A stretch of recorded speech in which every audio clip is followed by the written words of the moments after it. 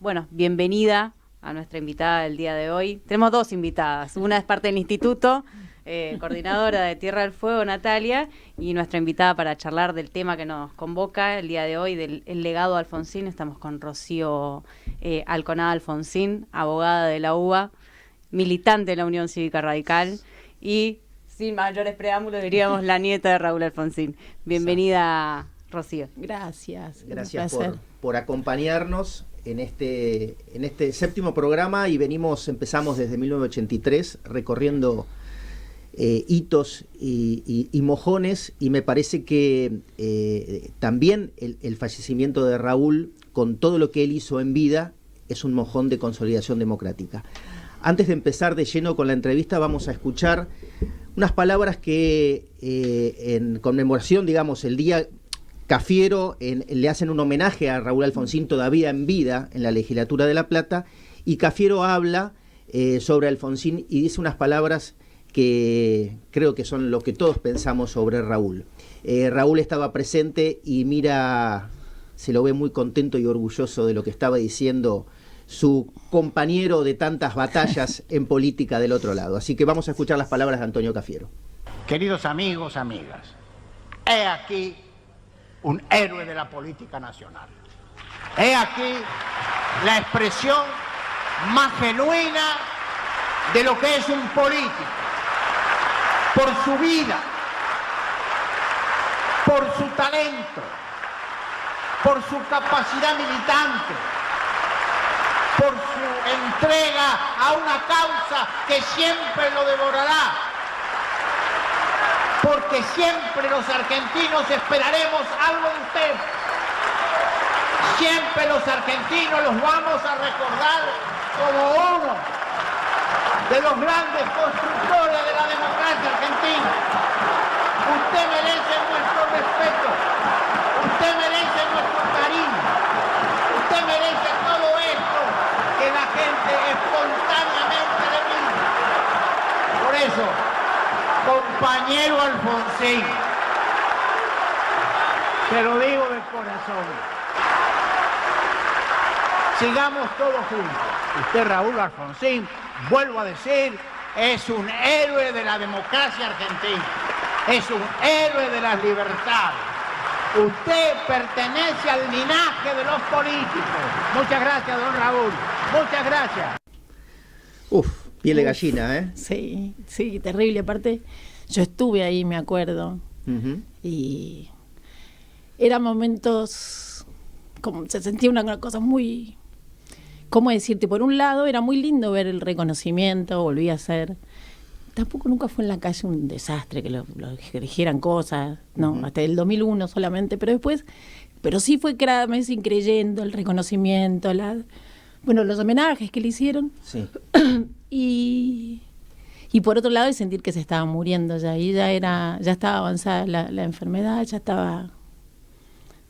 era un momento más feo. Claro. Sí.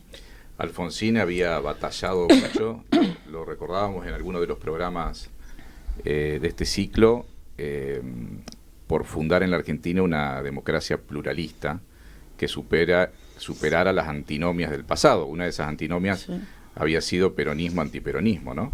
Y él había apostado fuerte a la renovación del peronismo, algunos dirán democratización del peronismo, que le hiciera un homenaje a Antonio Cafiero, ¿no? Un hombre, sí, de la renovación peronista, pero también un hombre que había estado al lado de Perón, un hombre del peronismo de los primeros tiempos, ¿no? Aunque él era muy joven. ¿Qué sentís que habrá significado para Raúl? Mira, yo creo, el homenaje en realidad se lo hace Scioli, si yo no me equivoco. ¿No era Scioli el gobernador en el 2009? Sí. Cafiero fue invitado también a hablar. Claro. Yo, más que creer, me acuerdo algo que era lo que sentí en ese momento, y él sentía que se estaba yendo de las manos lo que habíamos conseguido. Esto que decís, Hernán, que tratar de ser una Argentina más unida, más con esas dicotomías que nos hacían enfrentamientos irreductibles, como decía él, ¿se acuerdan? Y yo creo que, no creo, me acuerdo que él lo que decía es, en este momento está todo muy mal. La crispación, ¿se acuerdan que hablaba de la crispación que hay? No es normal, esto va en mal camino. Estaba muy preocupado con esa cuestión. Y bueno, por eso convocaba, no sé si se acuerdan, cuando fue el 25 aniversario de la democracia, creo que fue en el Luna Park, Sí. que él ya no podía ir porque estaba Claro. enfermo.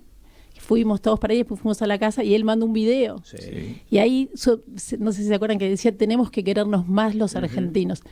Porque él tenía esta convicción de que había, en definitiva, lo que vemos hoy ya directamente con un nivel que no pensamos llegar a ver. No. Pero es, bueno, bastante común en él, siempre como varios años adelante.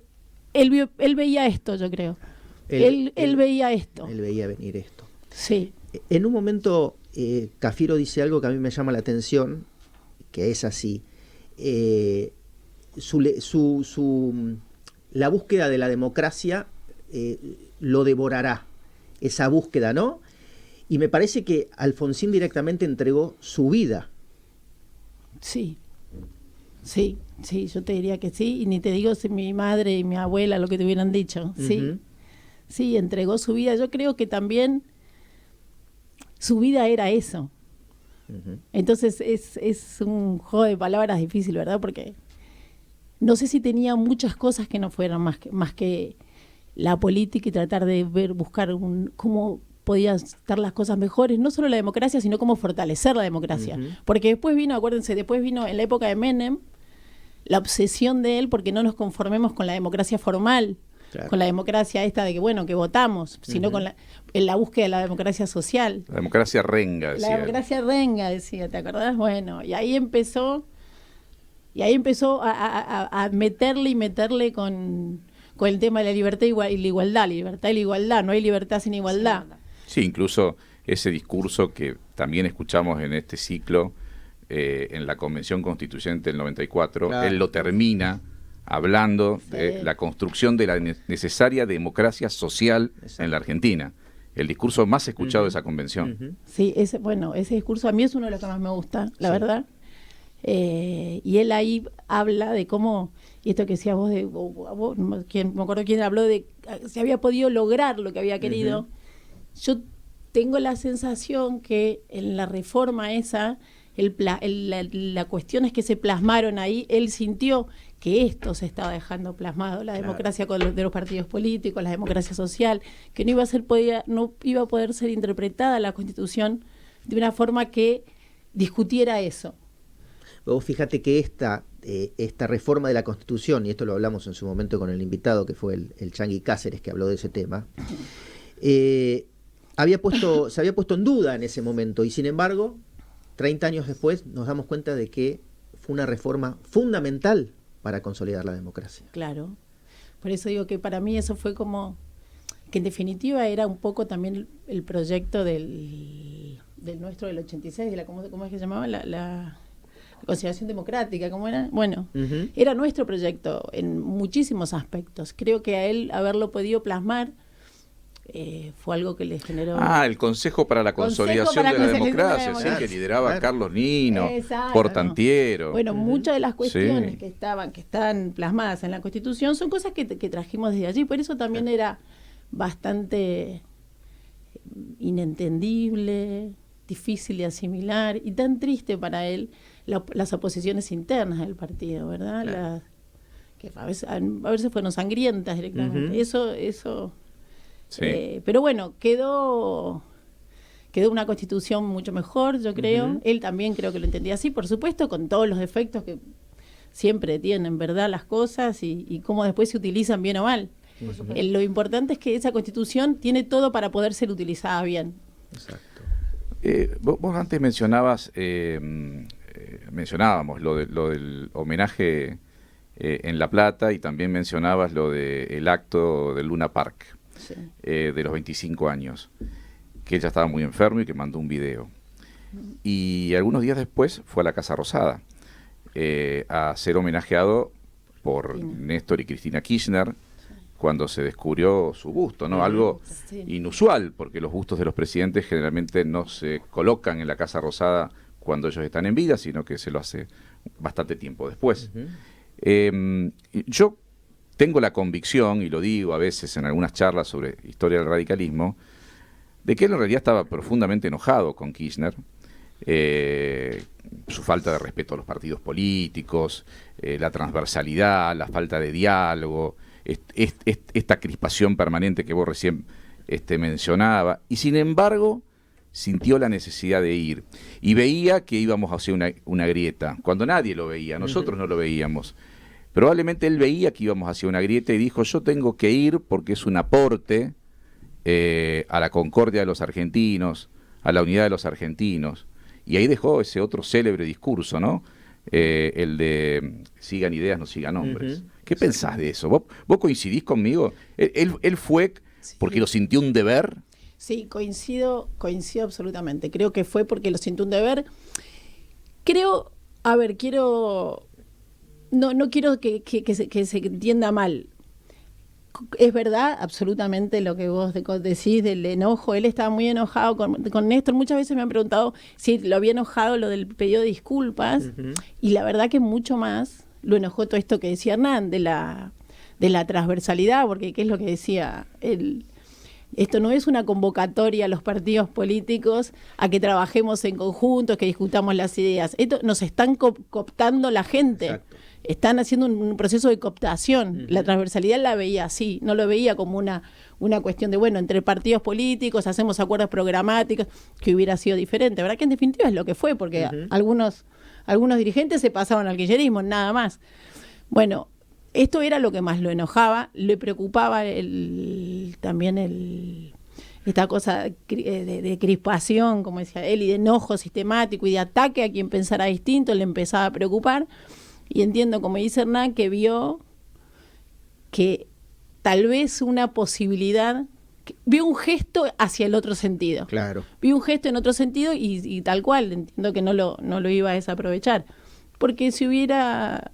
A él no le hubiera costado mucho decir no pienso ir, ¿vieron? La conocen, era un gallego bravo. Si le hubiera parecido que no hubiera ido, pero entiendo que lo vio un gesto en el otro sentido y le pareció que era correcto que fuera.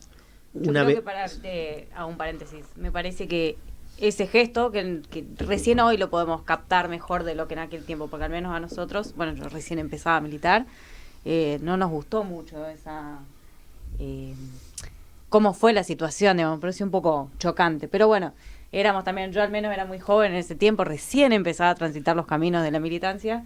Es que las intenciones del otro lado probablemente hayan sido casi distintas, una utilización, ¿no? Claro. Sí, total. Pero bueno, nada, el tiempo siempre engrandece las cosas y hace verlas con perspectivas diferentes. Así es. Un poco esto que vos decías iba en relación a que siempre Alfonsín ponía por delante la nación que el interés personal, ¿no? Siempre a lo largo de su historia fue así. Mira, si vos me decís cuál es la virtud más grande que yo le veo que tenía, más allá de, bueno, de su capacidad política, de estadista, es precisamente eso. Yo no volví a conocer nunca una persona que le importe menos lo que le pasara a él. A niveles a veces preocupante para la familia, pero la verdad que era una persona... Yo me acuerdo cuando fue el Pacto de Olivos, que yo dije, no... Cuando escuché en la radio, leí, no me acuerdo, dije, bueno, salí corriendo para la FUALI, creo que estaba en la FUALI o en el comité, no me acuerdo, no, en la FUALI. Sí, el comité estaba losada. Y le dije, ¿qué hiciste? Otra vez, le digo, otra vez todos te van a pegar a vos, porque uno, desde la persona que lo quiere, es cada vez que pasa algo, bueno, ahora estamos viendo cosas parecidas con otra gente que queremos, pero como que siempre vos tenés que dar la cara, siempre vos tenés que salir a hacer. Y me acuerdo que me miró como diciendo, vos estás loca. Me dijo, pero ¿qué me importa a mí lo que me digan a mí? Pero realmente yo tengo muy grabado ese momento, porque realmente no podía entender mi preocupación. Claro. O sea, le parecía insólito que yo me preocupe por su situación personal. Claro. Él es algo que no como vos decís, no lo tenía totalmente sin cuidado. Como los grandes líderes del radicalismo, ¿no? Balbín, en su momento, Levenson, claro. Larralde. Totalmente, ¿no? Sí. Hasta el último. No solo el esfuerzo físico, sino que no les importaba demasiado cómo pasaban a la historia. No, exacto. No, claro.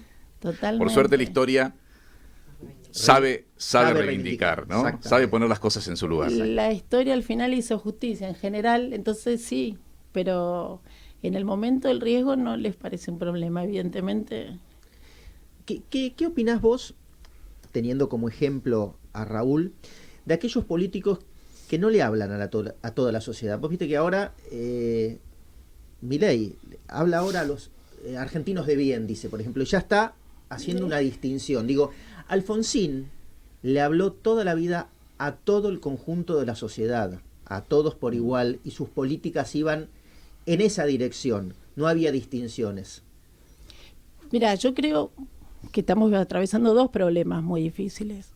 Uno, que vos decís que cada dirigente, cada partido le habla a su propio sector, a su propio grupo, y esto, bueno, desde ya no va a conducir nunca a una posibilidad de acuerdos que nos permitan avanzar.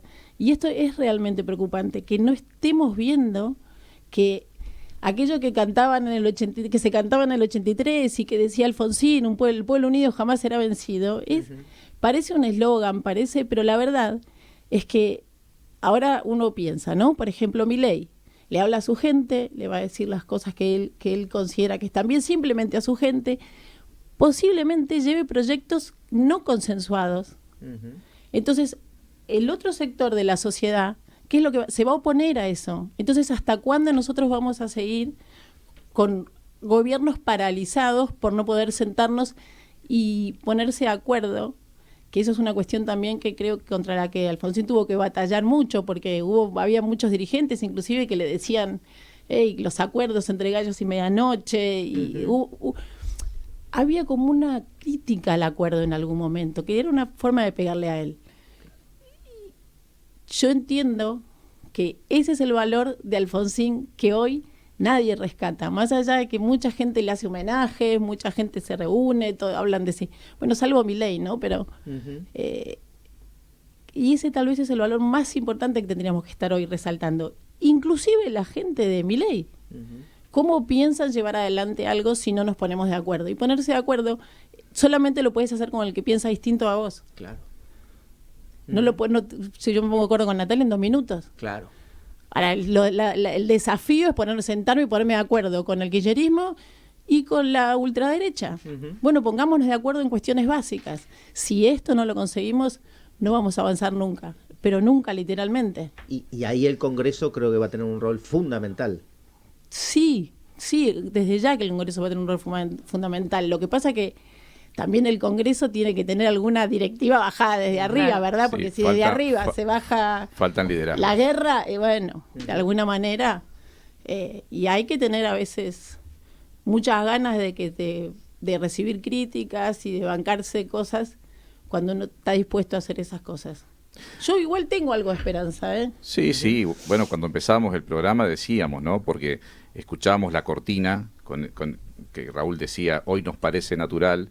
El discurso del 89, ¿verdad? Claro, en el discurso del 89, su último discurso legislativo ante el Congreso.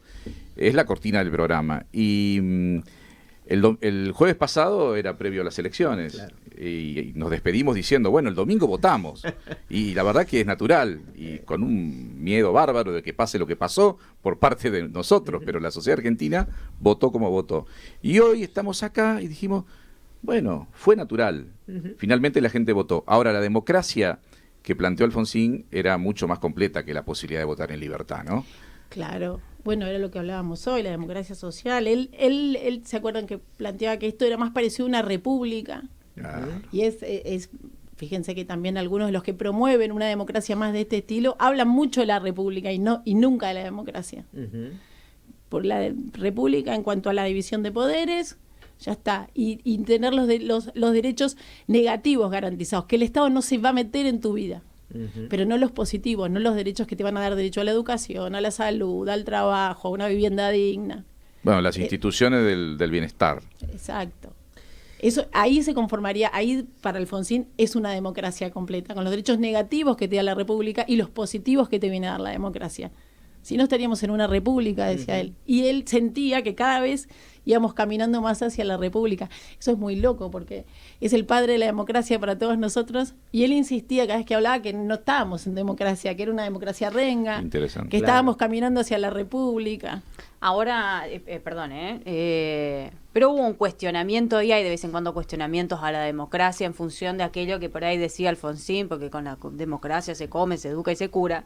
En algún punto, como esas cosas no estarían resueltas, que lo que estás diciendo de la democracia social, hay un poco de cuestionamiento, si bien los que más cuestionan también se están sirviendo de la democracia.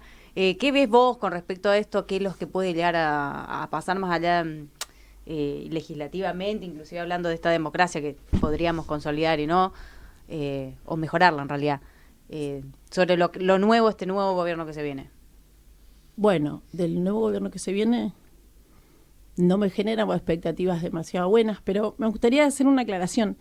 A mí, yo siempre que escucho esto, y es verdad lo que decís, literal, mucha gente como que se burla con la democracia se come, se cura y se educa. También hay que contextualizarlo. Claro. Porque veníamos de la dictadura, veníamos de un proceso en el que la democracia realmente no existía. Entonces, lo que yo entiendo que lo que Alfonsín quería transmitir era: democracia no es solamente ir a votar. No, claro. No crean que democracia es solamente poder elegir diputados. La democracia también va a ser la que les va a dar un sistema educativo, el que les va a dar un sistema de salud, porque en la democracia se deciden todas las cosas. Es cuando muchas veces habrá alguno dicho a alguien que te dice: yo soy apolítico. Y uno dice: no sos apolítico, no, porque comprar la leche, y si la leche tiene IVA o no, te importa, no te puede no importar. Creo que Alfonsín trataba de transmitir algo de esto. La democracia es todo, está en todos lados. Igual, esa frase, que fue una frase de campaña, luego estuvo muy plasmada en algunas políticas públicas del gobierno de transición, claro. ¿no? El Programa Alimentario Nacional. Claro. Había hambre en la Argentina, fue una respuesta, el plan de alfabetización, el Congreso Pedagógico Nacional. Creo que durante su gobierno se creó el Garrahan, ¿no? O sea, su política de salud con, bueno, Aldo Neri, que el otro día lo recordábamos también. Claro, lleva tiempo y tienen que ser políticas de Estado y ladrillo sobre ladrillo, ¿no? Y tuvimos muchos retrocesos. Después de su gobierno vino el neoliberalismo. Exactamente. Que terminó de derribar lo que quedaba en pie del estado de bienestar que había empezado a destruir la dictadura, ¿no? Pero bueno, sí, es demasiado literal esa crítica que menciona Gaby, pero lamentablemente es muy común y es importante resaltarlo. Y yendo a lo que puede llegar a pasar ahora, yo entiendo que lo que podemos hacer es que quede demostrado que eso es así. Y que no estamos en democracia, que entraríamos en una república, si fuera que va a haber división de poderes y todas estas cosas como realmente son, pero cada vez más lejos de una democracia. Creo que eso es lo que puede llegar a demostrarnos este gobierno, lamentablemente, el que vaya a empezar. Ojalá que no, ojalá me equivoque, ojalá salga todo fabuloso, ojalá puedan... No puedo decir que ojalá pueda hacer todo lo que promete, porque hay algo que realmente distingue a Milei de los otros candidatos a presidente con los que uno podía no estar de acuerdo, pero no estaba de acuerdo por cosas que pensaba que iban a pasar que no estaban diciendo. Con Milei nos pasa a muchos de nosotros que no estamos de acuerdo con las cosas que dice que quiere hacer. Exacto. Entonces, bueno, no le puedo desear que ojalá pueda hacer todo lo que quiera. Y ojalá pueda hacer lo que nos haga bien, lo que le haga bien a la Argentina y se dé cuenta que no tiene que hacer algunas cosas. Bueno, ojalá busque los consensos. Ojalá busque los consensos. Y que entienda que para consensuar hay que ceder. Exacto. Si todos cedemos un poco. Sí, ceder, y hay algo que se ve muy claramente, me parece, en estos momentos, que es esto, como vos decías, que dice arrancar a la gente de bien. O sea, salirse del lugar que uno es la gente de bien, uno es el que hace las cosas bien, uno es el que tiene la razón, uno es su espacio político, y el otro es el que está mal, el corrupto, el delincuente. Eso no contribuye a la convivencia pacífica. Pero además es una falacia. Aparte. Es mentira, porque no existe ninguna agrupación en la que sean todos buenos y otros todos malos. No existe. No existe una familia, un hermano que sea todo bueno y otro que sea todo malo. O sea, es curioso, porque son razonamientos hasta infantiles a veces. Te llevo al 2009. Sí. 31 de marzo fallece Raúl. A lo personal, ¿Vos sentías ese día que Raúl había cumplido con sus expectativas, había muerto en paz con los suyos, había hecho, yo creo que todo lo posible para cumplir con su legado? ¿Cómo lo viviste vos ese día?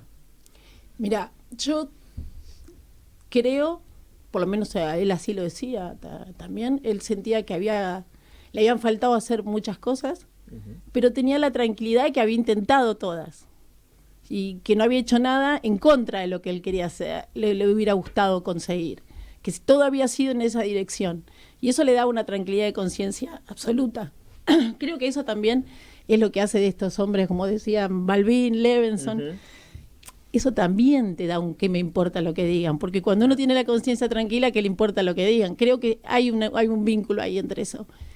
Y en cuanto a ese día, vos sabés que habíamos hablado con él unos días antes, un mes antes, porque todavía estaba caminando, todavía habíamos ido a comer y volvíamos, y yo le había preguntado, gordo, ¿estás contento? Ahora que sos un rockstar, le decía yo, porque otra época no nos dejaban ni caminar, claro. Todo el mundo se tiraba encima. Le digo, estás como en el 83. Y él, me acuerdo que me dijo algo que después, el día del velorio, que vos decís, me impresionó muchísimo, porque me dijo, mirá, después te perdonaron, no me acuerdo, como le decía yo, que la sociedad lo había perdonado, que lo quería de vuelta. Me dijo, mirá, si me perdonaron o no, si ahora me quieren, te vas a dar cuenta vos, no yo. Le digo, ¿por qué yo? Y me dice, porque te vas a dar cuenta en mi velorio. Claro. Pero él, o sea, sin ninguna cosa... que claro, tenía... sí, me dice, te vas a dar cuenta en mi velorio. Me dice, porque los líderes se miden en los velorios. Entonces vos te vas a dar cuenta qué pasó conmigo y la sociedad, yo no. Y fue impresionante. Bueno, y ahí fue por eso, el día ese, la verdad que sí, sentía, bueno, ojalá lo pueda ver. Qué orgullo. Sí, pobre. Qué orgullo, qué orgullo. ¿Te emocionaste, Gaby? Sí, estoy que lloro. Está que llora. Imposible olvidar ese día. No, imposible. Bueno, nos estamos quedando sin tiempo, pero queremos hacerte una última pregunta. Un poco más atrás, que le hacemos a nuestros invitados, a todos, el 30 de octubre del 83, porque acá estamos conmemorando los 40 años de democracia. Si recordás, ¿dónde estabas? ¿Dónde recibiste los resultados ese día? Sí, yo era chiquita, estaba en Citibel, no me trajeron a Buenos Aires, ni me llevaron a la Quinta ya. Estaba en Citibel, en la casa de mi otro abuelo, ahí con toda mi familia paterna. No te voy a decir, no sé si tenía muy claro lo que era presidente. ¿Qué me tenías, parece una que tele? no. Sí, era una tele chiquita que tenía mi abuelo en blanco y negro, ahí claro, sí. Claro. Ahí escuchamos, porque no había como ahora esto que te pasa, viste ahora que nos pasan todos los datos del búnker, no había ni búnker. Era tarde cuando tenían los resultados. Sí, claro. Yo estaba despierta porque me acuerdo de mis tíos gritando, claro. Pero no sé, Mirá. Tengo esa imagen nomás, la verdad. Bueno, llegamos al final, Gaby. Bueno, sin llorar, hacen el regalo. Te hacemos un pequeño presente, un Alfonsín hecho en 3D, le damos a todos nuestros encanta, invitados. muchísimas Queda gracias. muy bonito en las bibliotecas. Buenísimo. No sé si ya lo tenés, debes tener un montón de... No tengo tanto. No tengo tanto ni fotos ni cosas, tengo mucho menos de lo que todo el mundo cree. Sí. No, me encanta, muchísimas gracias. No, gracias por venir. Gracias, Bueno, gracias por gracias venir y bueno, estamos en contacto. Un Beso placer, grande. gracias. Adiós, chau, chau.